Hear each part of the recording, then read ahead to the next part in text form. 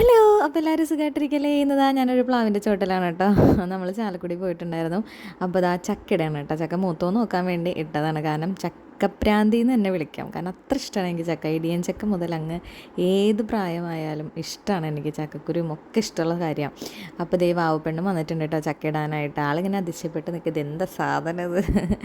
അപ്പോൾ ഇതാ അമ്മ ഉള്ളിയൊക്കെ സവാള വെളുത്ത് വെച്ചിട്ടുണ്ടായിരുന്നു. പിന്നെ ദേ ചേട്ടായി ഉണ്ട് ചക്ക വെട്ടുന്ന ആൾ. അല്ലെങ്കിൽ അമ്മ വെട്ടും. എനിക്ക് പറഞ്ഞോണം വലിയ വശമില്ല അങ്ങ് വെട്ടിയെടുക്കാനായിട്ട്.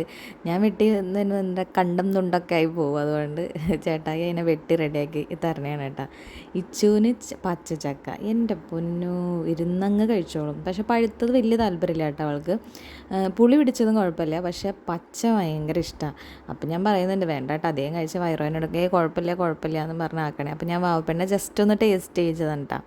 അതിന് പ്രത്യേകിച്ച് പച്ചയ്ക്ക് അങ്ങനെ ഒരു ഇതില്ലാത്ത തന്നെ അതിന് അങ്ങനെ അറിഞ്ഞൊന്നുമില്ല. അപ്പം അമ്മ ദാ വേഗം അതിനെ അരിയണയാണ് കേട്ടോ. അപ്പം ഞാൻ അരിയാനൊന്നും കൂടിയില്ല, വാവേനെ നോക്കണം. പിന്നെ മെയിനായിട്ട് ചക്ക തിന്നുക എന്ന ലക്ഷ്യത്തോടു കൂടി ഞാനിരുന്ന് പച്ചച്ചക്ക ഞെറുക്കിക്കൊണ്ടിരിക്കുകയാണ് കേട്ടോ. നല്ല നല്ല ടേസ്റ്റുള്ള ചക്കയാണ് കേട്ടോ. പഴച്ചക്കയാണ്, വരിക്കച്ചക്കയല്ല. പക്ഷെ നല്ല രസമുണ്ട് പച്ചയ്ക്ക് തിന്നാനും. അതെ, അത് കഴിഞ്ഞിട്ട് എൻ്റെ പൊന്നോ അമ്മ ഉള്ളി മുളകും ഒക്കെ അങ്ങ് കുത്തി വെളുത്തുള്ളിയൊക്കെ ഇട്ട് കറിവേപ്പിലൊക്കെ ഇട്ട് അങ്ങ് ഒലത്തി. അതും എൻ്റെ കട്ടൻ ചായ എൻ്റെ സാറേ വേറെ ലെവൽ. ഇത് ഇഷ്ടമുള്ളവരൊന്ന് കമൻറ്റ് ചെയ്തേക്കണേ.